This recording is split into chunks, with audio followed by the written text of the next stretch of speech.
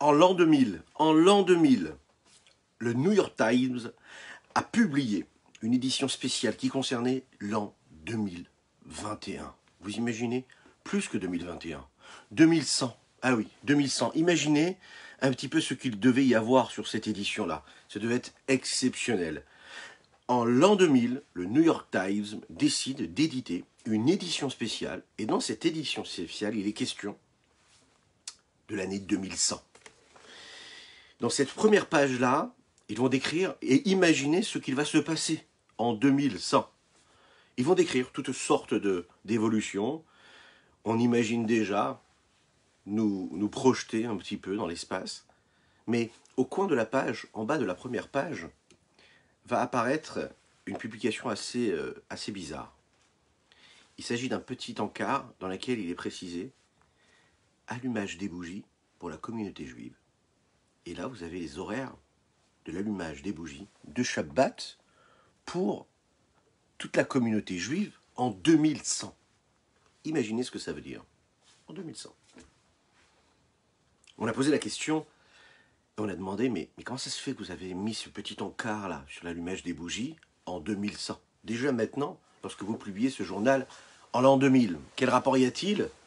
Pourquoi vous parlez de ça? Il y a tellement d'événements qui auront lieu en 2100. Pourquoi spécifier l'horaire de l'allumage des bougies?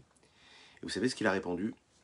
Il a répondu, il y a bien une chose dont nous sommes sûrs, c'est que les Juifs vont allumer les bougies de Shabbat comme ils l'ont allumé depuis des millénaires, et ils vont l'allumer à cette heure précise, parce que le calendrier juif ne dépend pas du tout de l'évolution de nos sociétés. C'est le même, c'est celui qui était là il y a 1 siècle, 2 siècles, et celui qui suit et qui continue de suivre le peuple juif depuis Matan Torah, depuis le nom de la Torah. Voilà. Donc imaginez un petit peu. Ça veut dire que le calendrier juif, le temps, l'espace d'un juif, c'est quelque chose d'éternel. On s'inscrit dans l'éternité, on dépasse le temps, on dépasse l'espace. C'est ce que nous allons aborder aujourd'hui dans notre Tania du jour. Notre petite portion. Les mots vont venir. Hein. Voilà. C'est parce qu'en fait, j'ai même pas eu le temps de boire mon café. Donc je vais le boire et tout va bien se passer. C'est ce qu'on va développer dans notre petite portion de Tania quotidienne que le Rabbi Shlomo Zalman de Liadi nous offre aujourd'hui. J'espère que vous allez bien. On va démarrer dans quelques instants, c'est-à-dire dans 2 petites minutes. Hein, le temps de chanter un petit nigoun comme d'habitude.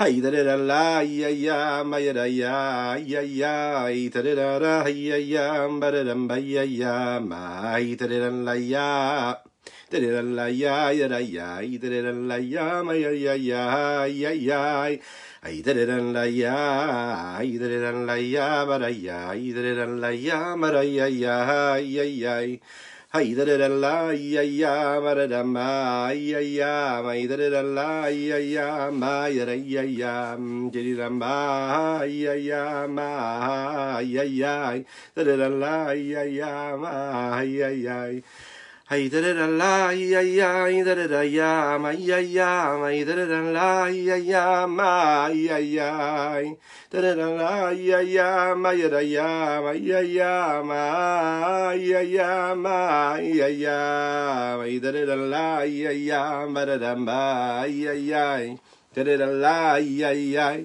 Aïe, aïe, aïe, aïe, aïe. Boker Tov les Koulam, bonjour à toutes et à tous, et ceux qui nous rejoignent sur les différents réseaux.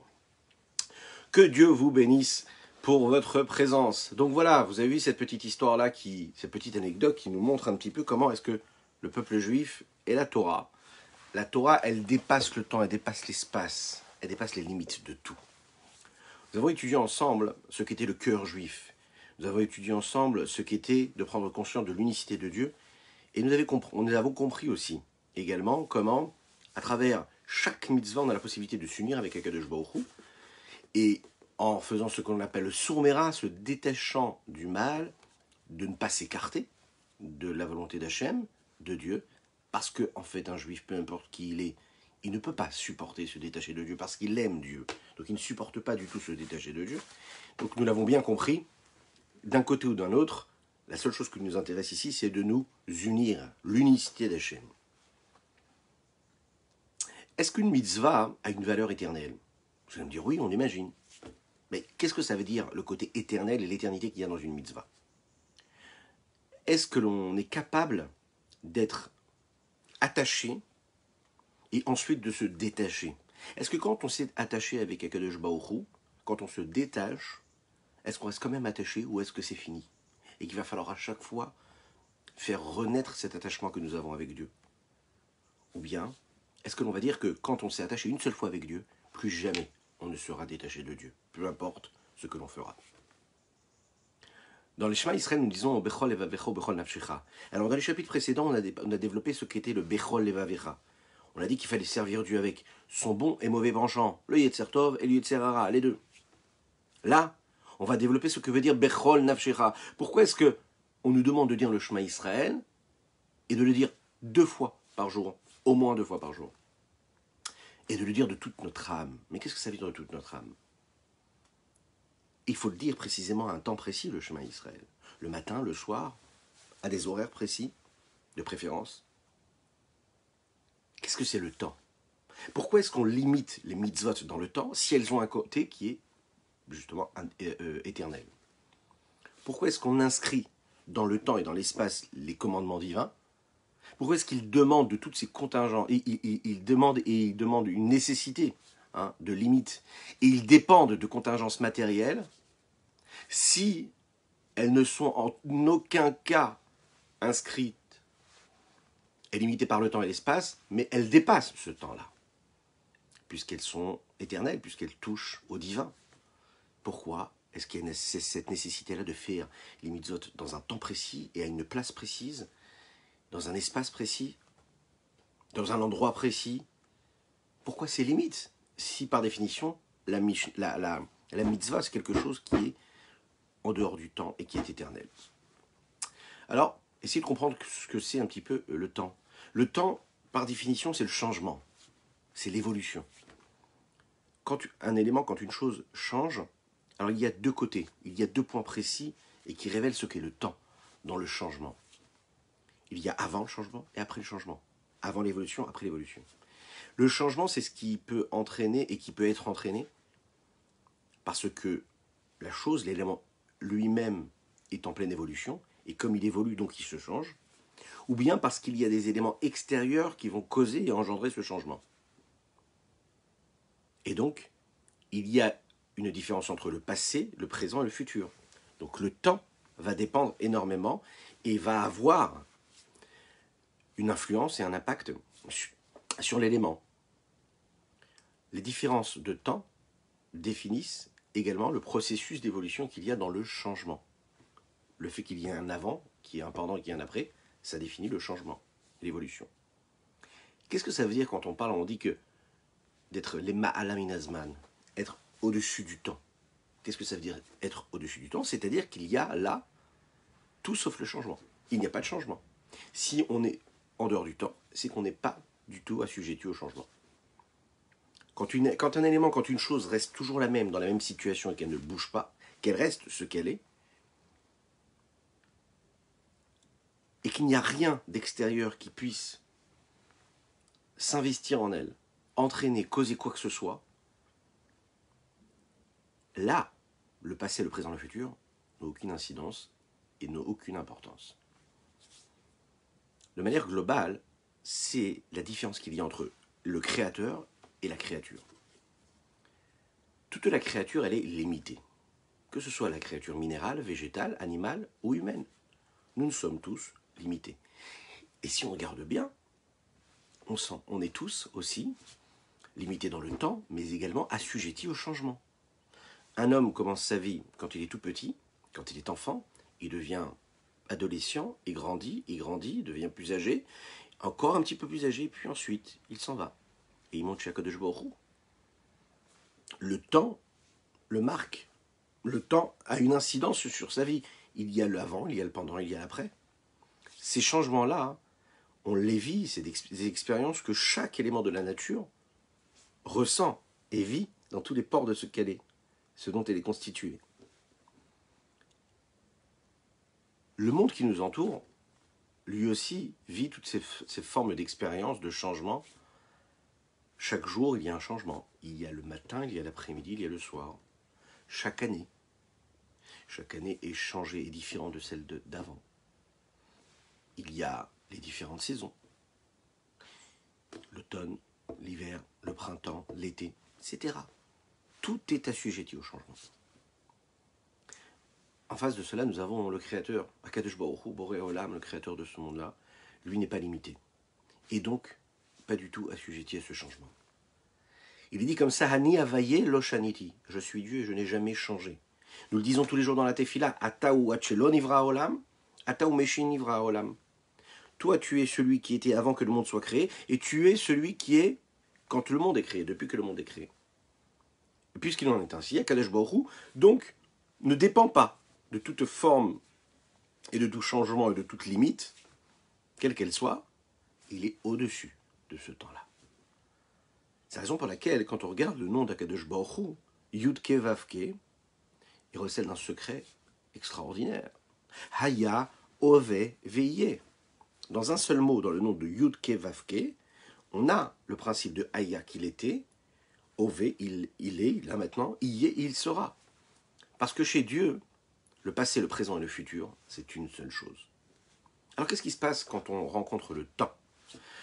Quand on rencontre le temps quelque chose, donc on rencontre dans le temps et avec le temps quelque chose, un élément qui, en étant inscrit dans les limites du temps, il a aussi une identité qui le fait dépasser ces limites-là de temps. On va prendre un exemple très simple, il suffit juste de regarder dans la Torah. D'un côté, la Torah, elle vient de la sagesse d'Akadosh Baruch Hu. Et nous l'avons dit, Dieu est au-dessus du temps. Donc la Torah vient de Dieu qui est au-dessus du temps. Donc a priori, la Torah, elle est au-dessus du temps. D'un autre côté, on sait que la Torah, elle nous a été donnée à un temps précis. Quand ça ? Le Vav Sivan. Le 6 Sivan, Matan Toratenu, le don de la Torah au Har Sinaï, nous étions toutes et toutes présents. On a reçu cette Torah le 6 Sivan. On ne l'a pas reçu le 5 Sivan, on l'a reçu le 6 Sivan. Donc, il y a un temps, il y a une limite. Il y a aussi dans cette Torah-là différentes définitions et de notre emploi du temps. Le jour de semaine, le jour de Shabbat, le matin, le soir. Faire la tefila du matin, c'est pas la tefila du soir. La tefila du soir, c'est pas celle d'après-midi. On voit très bien comment, dans l'espace du temps, il y a l'expression même de cette dualité-là. D'un côté, être inscrit dans les limites, mais en même temps, être attaché, être relié avec quelque chose qui dépasse ces limites-là du temps. Deux façons de voir cela. Le côté éternel qu'il y a, quand on rencontre par exemple un élément qu'il y a dans notre terre, dans notre monde que nous connaissons, un côté éternel, on peut comprendre et on peut saisir ça. Qu'il est ce qu'il était et qu'il ne changera jamais, puisqu'il est éternel. Donc il n'y a pas de changement a priori, il reste le même. On l'a compris, si il dépend du temps, il y aura donc un changement. La Torah, elle, n'a jamais changé. C'est la raison pour laquelle elle est éternelle. C'est la même Torah que nous avons reçue au Har Sinaï que nous étudions aujourd'hui. C'est ce qui fait notre force. D'ailleurs, ça fait partie des bases et des fondements, des principes de la foi d'un juif, tels qu'ils sont décrits par le Rambam Maïmonide. Zot Torah, loté mouchlefet, que jamais cette Torah-là ne change. C'est pas possible. On ne peut pas changer cette Torah-là. Lechaim, lechaim.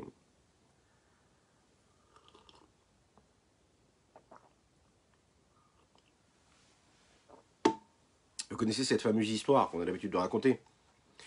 Il y a une synagogue de réformistes, pour le moment. Ils vont faire tchouva, Bezrat Hashem. Donc ils sont réformistes, donc ils réforment la Torah. Donc eux, ils inscrivent la Torah dans le temps et dans l'espace et dans les limites.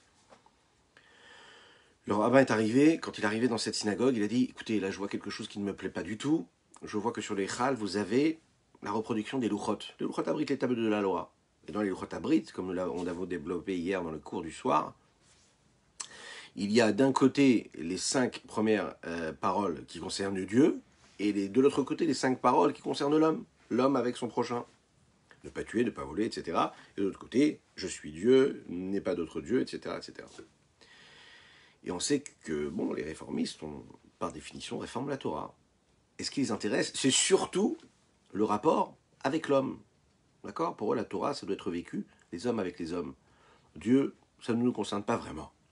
Donc ils ont décidé comme ça de retirer une des parties des tables de la loi.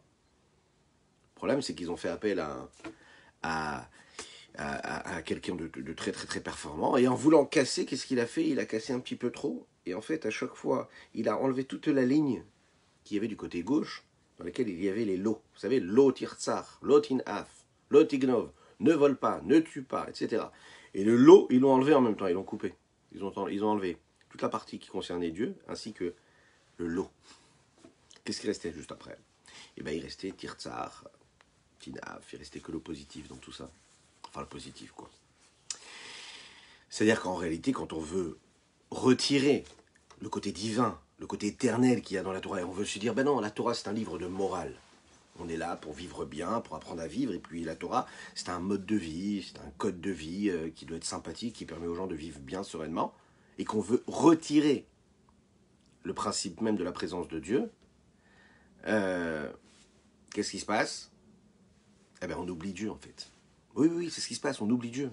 On pense qu'on va juste s'aimer les uns et les autres, mais si on retire Dieu, il y a tout qui disparaît aussi. Il faut vraiment être conscient de cela. Donc le côté éternel est nécessaire. Il n'est pas seulement nécessaire, il est primordial. Il n'est même pas primordial, il est obligatoire. Si on enlève le côté éternel de la Torah, on perd la Torah. Ça devient juste un petit livre d'histoire. Non, la Torah, c'est quelque chose d'infini, d'éternel. Cette Torah qu'on a reçue hors Sinaï, c'est celle que nous avons aujourd'hui. La Torah, elle a été déjà écrite et faite et conçue pour un homme qui vit dans notre époque. Celui qui vit en 2021, comme celui qui a vécu, vous savez, l'autre siècle, là, en 2020, ou en 2019, dans un monde normal, sans virus. Mais aussi pour le même qui vivait il y a plusieurs dizaines d'années. Petite anecdote, j'ai eu la chance de rencontrer, excusez-moi, j'ai rencontré une personne non juive, avec qui j'ai eu une petite discussion, et qui me disait, mais ce qui est fou, c'est-à-dire que le monde là est en train de changer complètement. On ne vit plus du tout de la même manière avec ce virus. On est rentré dans un monde de fou, quoi. Tous nos repères ont changé. Tous les repères de tout le monde ont changé. Mais s'il y a bien une chose, en fait, qui ne change pas chez vous, les Juifs, c'est qu'en fait, vous faites la même Torah, les mêmes prières, vous avez toujours votre même rythme de vie, votre Shabbat, etc. C'est magnifique. Mais c'est ça l'éternité de la Torah. C'est que peu importe ce qui s'est passé dans notre histoire, c'est toujours la même Torah qui est là. La Torah éternelle.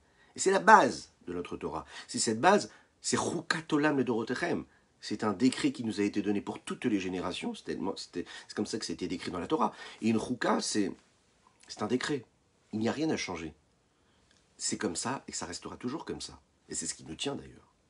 Alors, si la Torah, elle a été conçue à la base pour un homme qui vit dans ce monde-là matériel, elle est là aussi pour l'aider à avoir une vie normale, une vie sereine, pour résoudre tous ses problèmes et pour gérer et lui donner un programme dans sa vie de tous les jours. Elle aurait dû, en réalité, si on regarde bien, évoluer, changer en fonction de l'évolution de l'homme et du changement de l'homme. Mais la Torah, elle, sa volonté, sa sagesse, sont indépendantes.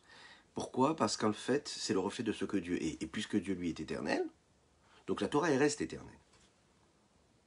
On sait que Al-Pa'im Shana Kadma Torah Haolam, ça n'est pas une question de temps que nous connaissons, nous, mais la Torah a précédé le monde de 2000 ans, entre guillemets. De 2000 années. 2000 ans, vous imaginez? C'est-à-dire que la Torah était déjà présente. La Torah qui nous parle à nous, dans la vie de tous les jours. La Torah a été créée, et c'est ce qui a permis, à travers cette sagesse-là, de créer le monde, puisqu'on sait que Dieu, Istakel Beroraita ou Bara Alma, il regarde la Torah, il crée le monde. C'est la référence, la Torah. Cette éternité qu'il y a, et ce côté éternel qu'il y a dans la Torah, c'est ce que l'on peut voir aussi dans toutes les mitzvot. Le fait qu'il y ait une valeur éternelle, intemporelle dans chaque mitzvah, qui accompagne chaque personne à travers toutes les générations, que ce soit dans les mitzvot concrètes, dans les commandements positifs ou négatifs que nous devons respecter, mais également dans toute l'histoire du peuple juif. Raconter ce qui s'est passé à travers l'histoire, le Tanakh, Torah, Nevim et Ketuvim, l'histoire même, nous inscrit dans une forme d'éternité. Il y a parfois des mitzvot qu'on étudie, qu'on peut passer des heures à étudier, et qui ne font pas du tout référence à la vie que nous avons aujourd'hui. Elles ne nous concernent pas. Nous n'avons pas le Beth Amikdash, on ne peut pas accomplir les korbanot. Et pourtant, on s'évertue à nous dire que étudier les sujets qui concernent les mitzvot qu'il y avait dans le Beth Amikdash, c'est une mitzvah en soi. C'est une nécessité, c'est même une recommandation. Et pourtant, nous n'avons pas le Beth Amikdash. Il y a tant de mitzvot que nous étudions, il y a tant de livres qui s'écrivent sur tant de mitzvot qui nous dépassent, qui dépassent notre temps, notre vie de tous les jours, quotidienne, et pourtant, elles ne sont pas actuelles, mais leur message spirituel nous accompagne. Lui, il est actuel, et lui, il est éternel. Il est là en nous, chaque génération. Et c'est le même message que nos ancêtres ont eu, que nos parents, que nos grands-parents, que nos arrière-grands-parents ont eu. Et ce qui est très intéressant, c'est que ça dépasse non pas seulement le temps, mais aussi l'espace, puisque dans toutes les régions du monde, on vit avec la même Torah. On se transmet la même tradition, la même exacte. Alors cette Torah, si elle est éternelle, parce que c'est la sagesse de Dieu, on l'imagine bien, cette Torah qui parle de qui? Eh bien, qui parle de vous et moi, du peuple juif, révèle aussi l'éternité, l'intemporalité du peuple juif, en dehors du temps, en dehors de l'espace. Bien que nous vivons des changements continuellement, bien que nous avons été éparpillés parmi toutes les nations du monde, on a eu des moments de facilité, de tranquillité en Eretz Israël. Nous avons eu le Beth Amikdash, le premier. Nous avons un deuxième Beth Amikdash. Nous avons eu le roi David. Nous avons eu tous les prophètes. Nous avons eu le roi Shlomo, etc. On a eu des moments de gloire, des moments de paix et des moments plus difficiles. Notre cher Bibi Netanyahu, vous vous en souvenez quand il est venu en France, il y a quelques années, quand il y a eu des attentats terribles. Vous vous souvenez de ce chant-là qui nous a fait tous vibrer et qui nous a tous fait vibrer. Parce que là, M. Bibi Netanyahu n'a plus fait de politique. Il a chanté un chant, je ne sais pas si vous vous en souvenez. Il a chanté Am Israël Chai. On est comme ça, je crois que c'est dans une choule dans l'école là-bas. Il chante Am Israël Chai. Dans tous les médias du monde, on entend Bibi Netanyahu chanter Am Israël Chai. Les gens chantaient autour de lui Am Israël Chai. Imaginez un petit peu ce message phénoménal. Am Israël Chai. C'est-à-dire que là, il n'y a pas de discours. Là, il n'y a rien à dire. Am Israël Chai, ça veut dire peu importe ce que vous faites, peu importe ce qui se passe, sachez que nous, on reste là, on est vivant, on est les enfants d'Hachem, de Dieu, on a notre mission, on est fort, on ne bougera pas. On fera ce que Dieu nous demandera, on sera là, présent, en dehors de l'espace, en dehors du temps. C'est éternel, ce message. Am Israël Chai. Mais pourquoi Am Israël Chai? Pourquoi est-ce que le peuple juif, il est vivant? Pourquoi Am Israël Chai? Parce que le Am Israël ne fait pas partie de la créature et de la création. C'est pas une créature comme les autres, le Ham Israël. Le Ham Israël, le peuple juif, c'est une entité qui fait partie du Créateur. Toute la créature, elle est amenée au changement. Elle naît et puis à un moment, elle s'en ira. Elle laisse place à quelque chose d'autre. Le Ham Israël, l'identité, l'entité même du peuple juif, c'est quelque chose qui ne peut pas partir, qui ne peut pas disparaître parce que c'est Akadosh Baruch Hu lui-même. Chelek Elokam Imal Mamash. La Chassidoute, le Tanya nous le dit, nous sommes donc cette part-là de Dieu, véritablement, vraiment. C'est pas juste comme ça une idée de le dire. Chelek Elokam Imal Mamash. Et donc, comme on ne fait pas partie seulement de du projet divin, de la création en global, mais on fait partie de Dieu lui-même, donc on s'inscrit dans quoi? Dans quelque chose de Chai. Am Israël, Chai, le peuple juif, il reste vivant. Toujours, peu importe ce qui se passe. Il est éternel. Et l'intemporalité et le côté éternel que le peuple juif a s'exprime dans sa force qu'il a, comme nous l'avons dit dernièrement dans les derniers shiurim, dans les derniers cours, cette force-là de donner sa vie dans les moments aussi tragiques qu'on a pu connaître à travers l'histoire. Et on l'explique, on l'a dit, c'est quand même bizarre. Un homme, quand on lui demande de faire Shabbat, il n'est pas prêt à changer sa vie pour faire Shabbat, il a du mal à faire Shabbat, il ne va pas donner sa vie pour ça. Alors quand on lui dit de renier, alors qu'il ne fait pas du tout, qu'il n'accomplit aucune Torah, aucune mitzvah, de renier même son identité juive, là il est prêt tout de suite à donner sa vie. Et on l'a expliqué ça, mais pourquoi est-ce qu'il est capable de faire ça? Parce que là ça fait appel à quelque chose qui dépasse même sa volonté. C'est même pas une question de volonté, c'est quelque chose c'est un automatisme qui se met en route. C'est instinctivement qu'il ne peut pas se détacher de Dieu. Même s'il ne le veut pas, il ne peut pas. Mais pourquoi? Parce que naturellement, il est attaché à Dieu. Et puisqu'il est attaché à Dieu, donc il ne peut pas se détacher. Parce que le juif fait partie de Dieu. C'est ce qui nous a permis de perdurer, de survivre dans tous les moments de notre histoire, aussi difficiles qu'ils ont pu être. La deuxième raison, c'est aussi le côté infini qu'il y a dans l'instant, l'intemporalité qu'il y a dans le temps. Mais avant ça, on va se souhaiter les chaim. Les chaim, les chaim. Les chaim, les chaim, j'espère que vous allez bien. Je vous rappelle que nous étudions ce matin l'Eilou Nishmat, Sima Batester Golda. Sima Batester Golda, quelque chose, je vous fasse que ces mots-là puissent accompagner cette Neshama-là. Nous sommes dans la dernière semaine avant la fin des Shloshim, des 30 jours, alors que ce soit pour une source de bénédiction pour elle et pour tout le Ham Israël. L'Eilou Nishmat, Sima Batester Golda. Alors, comment est-ce que dans l'instant et dans le temps, on peut trouver aussi une forme d'éternité?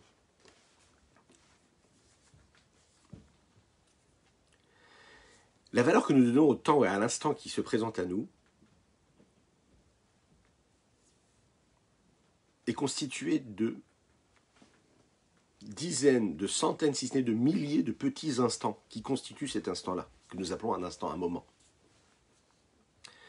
Quand il s'inscrit dans le temps, il est donc limité. Dès l'instant où on décide de le calculer, on est en mesure de le calculer, alors on lui donne quelque part une limite. Parce que par définition, le fait de donner du temps, c'est le fait de donner des limites. Quand on dépasse et on fait dire que cet instant-là, il a un côté qui est au-dessus du temps, donc sa valeur de l'instant n'est pas considérée pour ce qu'il est. D'un coup, l'instant n'est plus limité, mais il devient quelque chose d'infini tout de suite. Il reçoit quelque chose d'éternel. On a appris ensemble que quand on fait une mitzvah, mitzvah milachon tzavta, ça veut dire que quand on fait une mitzvah, on accomplit une mitzvah, on se rattache avec Akadosh Baruch Hu. Tzavta vechibur. Pourquoi c'est important de faire une mitzvah? Pas juste pour faire et pour accomplir une recommandation de Dieu ou un ordre que Dieu nous aurait donné. Non, quand on fait une mitzvah, on s'attache à Dieu. La neshama se rattache avec Dieu. Dans le langage de la Kabbalah, on appelle ça le yichud, l'union, le shem yichud, kutcha b'richu shrinte. Il y a la shrina de Dieu dans la mitzvah, dans l'objet que je prends dans mes mains, et il y a le message, et il y a ce que je suis en train de créer, c'est-à-dire cette union, cette unicité, cette symbiose avec Dieu, au moment où je vais prononcer la bracha, au moment où je vais faire la mitzvah. C'est toute l'histoire des mitzvot. C'est la raison d'être d'une mitzvah. C'est l'union avec Dieu. Quand par exemple, hier on a parlé par exemple de la flemme, de la paresse qui nous bloque et qui nous empêche de faire les mitzvot positives. Quand le Yetzer Hara vient et nous empêche de faire telle ou telle mitzvah, qu'est-ce qui se passe à ce moment précis? Eh bien, on va aller chercher en nous une force inouïe qui est en nous, cette force de Messirut Nefesh, c'est-à-dire cette force de don de soi, et qui nous dit, ok, n'écoute pas ta flemme, n'écoute pas ta paresse, tu as besoin de t'attacher avec Dieu, va chercher de l'énergie, donne ta vie, va chercher cette volonté profonde qui, elle, est de s'attacher avec Hachem, et de cette volonté-là, tu trouves assez d'énergie pour faire ce que tu as à faire. À ce moment-là, l'homme, il peut avoir des excuses. Il peut dire, ok, si on regarde ma vie de manière globale, est-ce que je décide d'accomplir la Torah et le mitzvot pendant toute ma vie? Est-ce que je décide d'être attaché avec Dieu ou pas? Oui. Il y a une raison, il y a une responsabilité à cette décision que je vais prendre. Il y a une incidence. Bien sûr que je vais m'asseoir et je vais décider logiquement d'accomplir la Torah et les mitzvot. Parce que je veux faire le positif, parce que je veux être positif, parce que je veux être bon, parce que je veux faire les choses bien, parce que j'ai compris l'importance. Alors de manière globale, je vais donner de l'importance à ça. Mais quand on me demande de regarder un petit peu ma vie de tous les jours, ma vie quotidienne, mon temps, et qu'à chaque instant, chaque mitzvah qui va se présenter à moi, je vais accomplir cette mitzvah quand elle se présente, et je vais réussir à gagner et à combattre cette flemme-là, ou cette paresse, ce mauvais penchant qui m'empêche de faire ce que je dois faire, quand on me parle d'un seul instant, ou d'une seule mitzvah, je suis capable, je pourrais avoir comme ça une remise en question, déjà avoir la faiblesse de ne pas chercher cette volonté, cette énergie nécessaire, mais je pourrais aussi avoir la possibilité d'amoindrir et de donner moins de valeur à cet instant. Et de me dire, de manière globale, je suis quelqu'un de pratiquant qui veut faire la volonté de Dieu. De manière globale, je suis les traditions de Dieu. De manière précise, chaque instant de ma vie, être attaché avec Dieu, chaque mitzvah qui se présente à moi à la faire, on peut relativiser. Et on a tendance à relativiser, peu importe notre niveau de religiosité, on est comme ça. Naturellement, le Yetzer Hara, il nous a sur ce terrain-là en nous disant, en amoindrissant et en enlevant de l'importance à chaque instant ou à chaque mitzvah qui se présente à nous, en la ramenant à juste un instant, à une mitzvah qui pourra être accomplie le lendemain ou après. La vérité, c'est que non. Chaque mitzvah, il faut savoir que parce que c'est une mitzvah et que c'est une recommandation d'Hachem, est éternelle. Puisque la Torah est attachée avec Dieu, qui lui est éternel et au-delà de toute limite. Donc même quand dans la Torah on nous demande d'accomplir une mitzvah dans un temps précis, même quand dans la Torah il y a 613 commandements, et pas 717, 613, attention, c'est déjà pas mal avec tout ce que les Chachamim nous donnent à travers les générations comme recommandation pour ne pas enfreindre ces 613 commandements, ça fait beaucoup déjà. Mais quoi qu'il en soit, ça reste des limites. C'est limité dans le temps, dans l'espace, et c'est limité aussi dans leur forme. Sache que ça reste le message de Dieu qui lui est éternel. Donc chaque mitzvah que tu reçois, même si elle te paraît insignifiante, même si elle te paraît dépendre du temps, même si elle te paraît répétitive, tu dis je l'ai faite ce matin, je vais la faire demain, ça va être la même tefila. Cette mitzvah-là, je n'ai pas donné la pièce maintenant, je pourrais la donner demain, c'est la même mitzvah. Les téphilines, je les mettrai demain. Chaque mitzvah, le Shabbat, si je respecte, je respecte chaque moment de Shabbat, tout ce que les Chachamim me demandent de respecter pour bien respecter Shabbat. Je respecte méticuleusement toutes les lois de la pureté familiale, du début jusqu'à la fin, méticuleusement. Pas juste un petit peu, ou juste comme je peux, ou globalement, de manière globale. Non, comme il faut. Pourquoi ? Parce que je comprends qu'à chaque fois que je respecte chaque petit détail de ce que Dieu m'a demandé dans cette Torah, je m'inscris dans cette éternité-là. Parce que la Torah, c'est pas quelque chose, c'est pas une créature qui est limitée. Ça touche l'infini, ça touche Dieu. Donc quand j'accomplis une mitzvah, quand il me demande d'accomplir une mitzvah dans ce temps et dans cet espace, et à ce moment précis, cette mitzvah-là, je suis en train de l'accomplir et je révèle l'infini du Saint béni soit-il quand j'accomplis cette mitzvah. Donc je ne peux pas me dire, de manière globale, je comprends que je fais ce que Dieu me demande, mais c'est pas grave si je laisse passer une mitzvah ou une autre. Autrement dit, la valeur de chaque mitzvah, de chaque instant de notre vie, c'est elle, cette valeur-là qu'on est capable de donner et d'en prendre conscience, qui va permettre ce lien indéfectible, ce lien d'éternité que l'on inscrit dans notre vie, et cette intemporalité qu'on nous donne à notre vie, à notre existence. Akadosh Baruch Hu, lui, il est au-dessus du temps. La Neshama, elle est au-dessus du temps. La Torah, elle est au-dessus du temps, elle est éternelle. Et donc le juif qui accomplit la Torah et les mitzvot, il est au-dessus du temps. Et le juif qui n'accomplit pas la Torah et les mitzvot, chas v'shalom, en attendant, pour le moment, eh bien il ne peut pas se soustraire à cet espace, à ce temps-là, infini. On est dans le temps, on est dans les limites, mais dans les limites, il y a cette éternité-là. Et c'est ça la force inouïe que nous avons, et c'est ce que nous allons voir dans les mots de Admor Zaken ici. Veichudze. Et cette union-là, les Ma'ala qui s'opèrent là-haut, c'est-à-dire l'union qu'il y a entre l'âme et Akadosh Baruch Hu par l'intermédiaire de la Torah et des mitzvot, ou Nitzri Leolam Vad, il est éternel. Pourquoi ? Parce que Akadosh Baruch Hu lui-même, ou Retsono et sa volonté, les Ma'ala Me'azman, ils sont au-dessus du temps. Vechen, dans notre monde à nous aussi, c'est ainsi ce qui se passe. Gilui Retsono Shevediburo, le dévoilement de sa volonté qu'il y a dans sa parole. Shia Torah, qui est ce qu'on appelle la Torah, son enseignement, ce qu'il nous a donné au Mont Sinaï, Unitzri, c'est éternel. Ou comme Shekatouv, c'est ce que nous avons hier, Udvar Elokenu Yakum Leolam, et la parole d'Akadosh Baruch Hu, elle de Dieu, elle restera toujours. Maintenant, ici-bas, on est dépendant du temps. Alors comment on fait ? Comment on fait pour dépendre du temps et des limites du temps et en même temps de s'inscrire dans cette éternité-là ? Et là, chez les matins, ici-bas, dans notre monde, ou Tachatazman, on dépend de ce temps-là. Ou Beotacha Levata Shosek Bav Torah ou Mitzvah, au moment précis où il s'occupe, il est préoccupé, il est investi dans la Torah ou dans la Mitzvah. Après, ensuite, quand il va arrêter de faire sa Mitzvah, a priori, eh bien, il ne sera plus avec cette union d'Akadosh Baruch Hu. Il se sépare de l'unicité suprême qu'il y a avec Dieu et qui se vit ici-bas, Ve'ainu, c'est-à-dire, qui chaussait Bidvarim Betelim les Gamré. Quand il est préoccupé, qu'il est investi dans toutes ces choses futiles, banales, qui font la vie de tous les jours. Shein sorer baim klal, la avodat Hashem, dans lesquelles il n'y a aucun besoin pour servir Dieu. Vafal piken, keshechosav eshav la avodat Hashem acharkar, même si après il va revenir vers le service de Dieu, il va revenir à la Torah et la Tfila à étudier ou bien faire la Tefila. Umvakesh mechila me Hashem, et il va demander pardon à Dieu. Al shayev sharlo lasok asba Torah velo asak, sur le fait qu'il avait la possibilité d'étudier la Torah et qu'il n'a pas étudié la Torah. Hashem islachlo, Dieu va lui pardonner. Comme les Chachamim le disent de mémoire bénie, celui qui est passé outre une mitzvah positive, un commandement positif qui se présentait à lui et qui n'a pas accompli ce commandement positif. Il avait la possibilité d'étudier la Torah, il avait la possibilité de faire une mitzvah, mais il a préféré rester sur son fauteuil à ne rien faire. S'il demande pardon, eh bien, on lui pardonnera.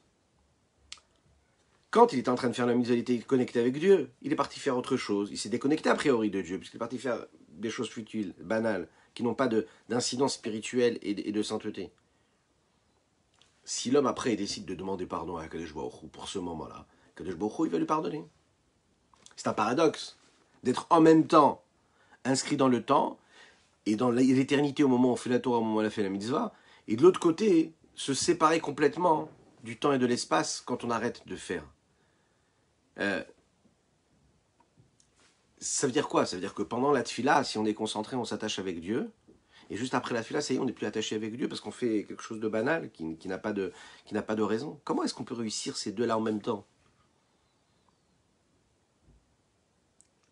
En fait, il faut comprendre une chose, et c'est ce que nous dit ici le Rabbi Shimon Zalman de Liadi.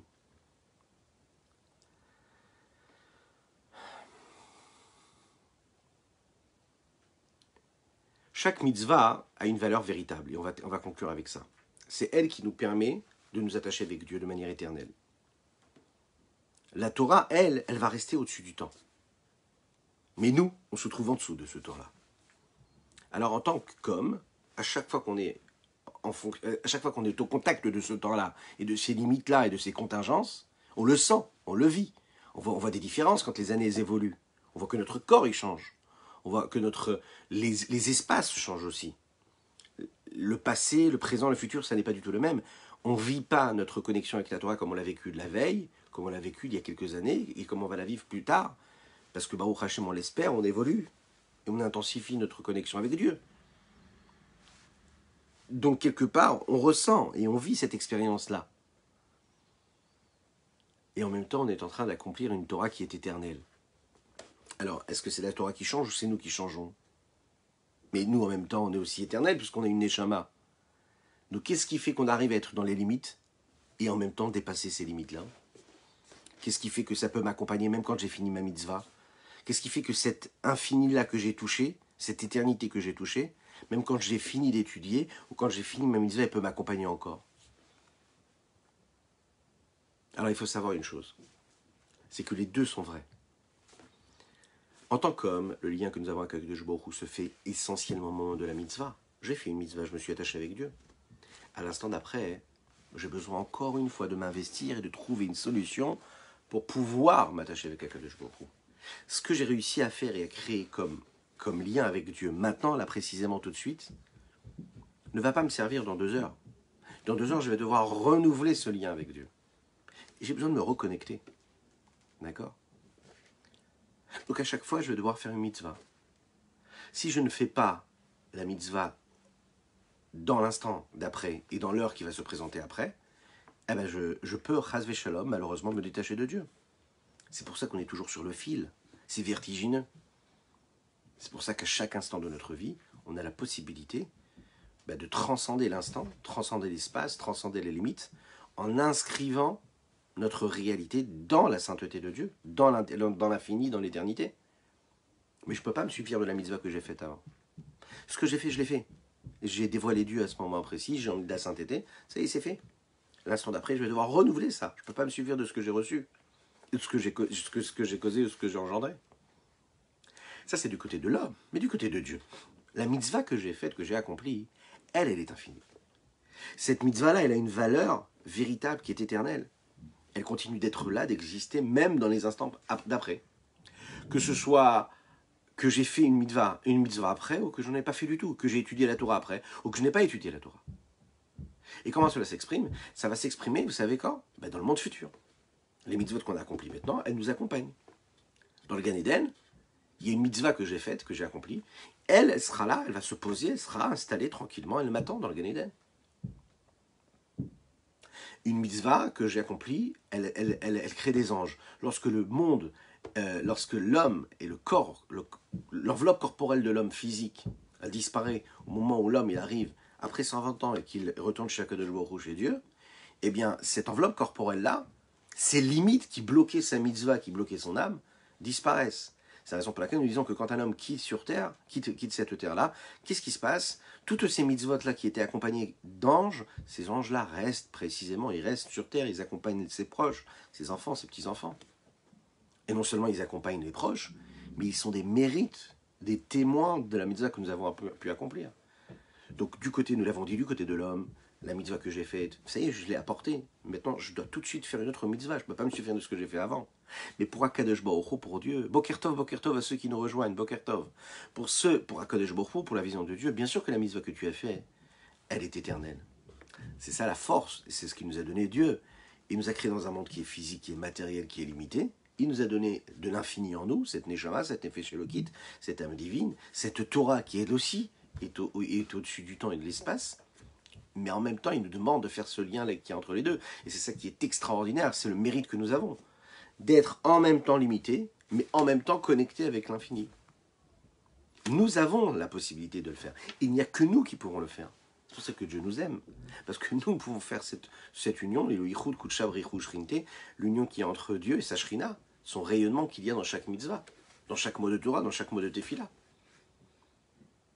Maintenant, la personne qui a fait cette mitzvah et qui va rentrer dans les limites du temps et de l'espace et qui va se laisser plonger dans l'inverse de la Torah Chas v'Shalom, qui va faire l'inverse complètement de ce que Dieu attend de lui.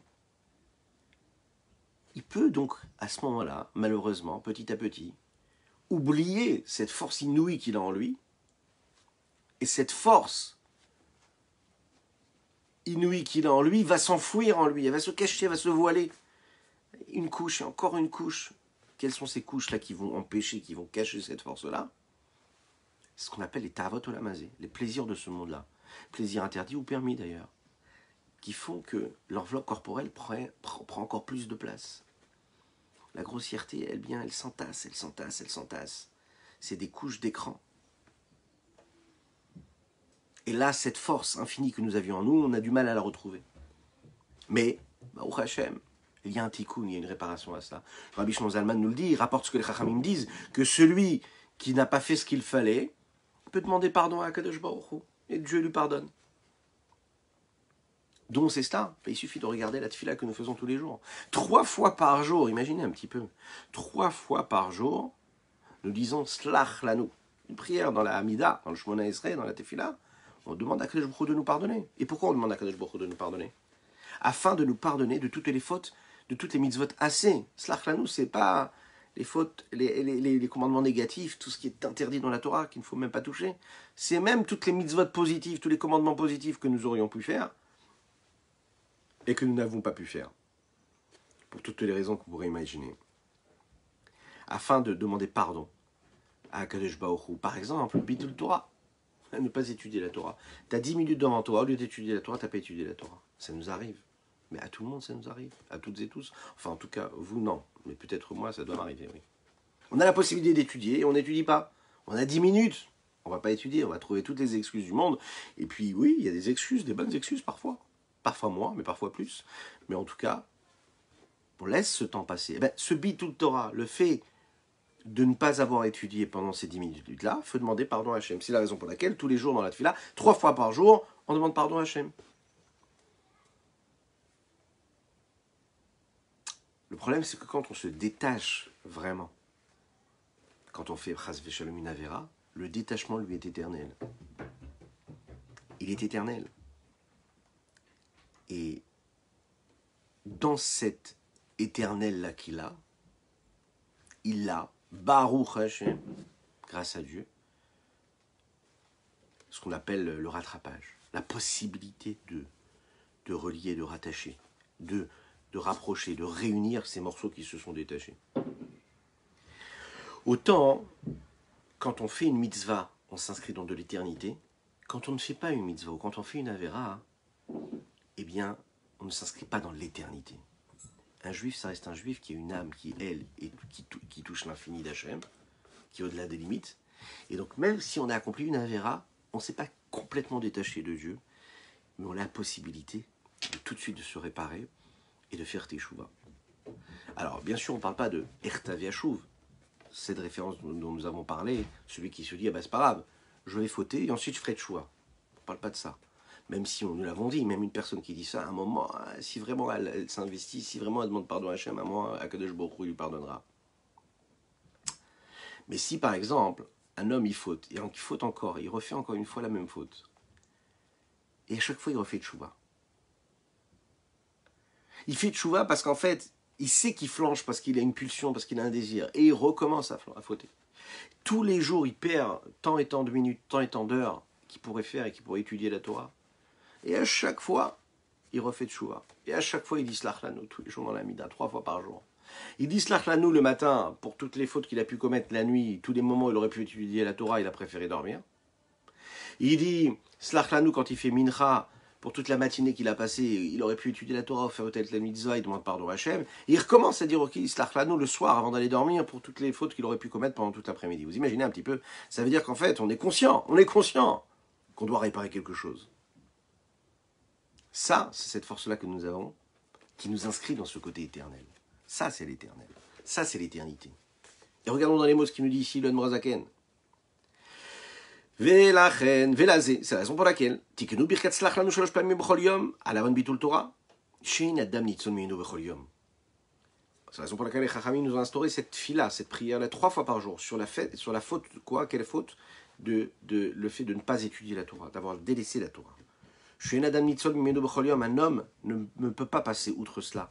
On est tous confrontés à ça, à ne pas étudier la Torah à un moment précis. Ou que moi, Tamid, vous savez que tous les jours, on fait, au Beth Amikdash, il y avait ce qu'on appelle le Korban Atamid, Korban perpétuel, constant. Tous les jours, un Korban. Pourquoi est-ce qu'on a amené ce Korban, ce sacrifice, au Beth Amikdash? Eh bien, on l'a porté pour demander pardon sur tous les commandements positifs qui n'avaient pas été accomplis. Et là,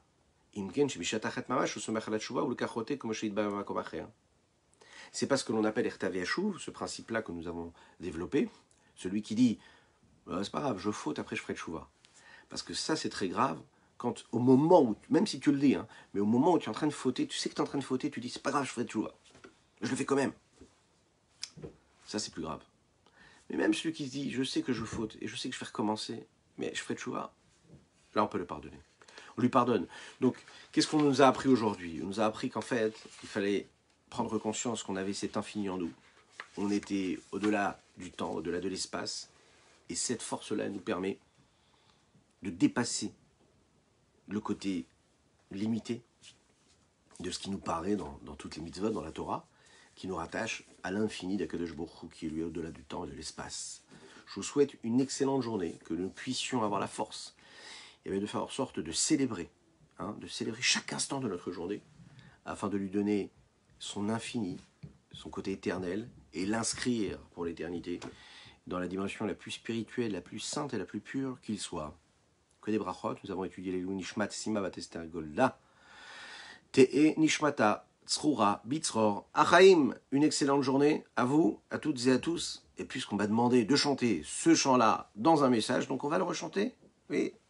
עץ המצה, מצה מצה מלך הנפשי כמה כמה כמה כמה כמה לך בשרי עץ המצה מצה מצה מלך הנפשי. N'oubliez pas de partager, de commenter, ça c'est très important, c'est votre mérite. כמה כמה כמה כמה כמה לך בשרי תדלאי תדלאי תדלאי תדלאי תדלאי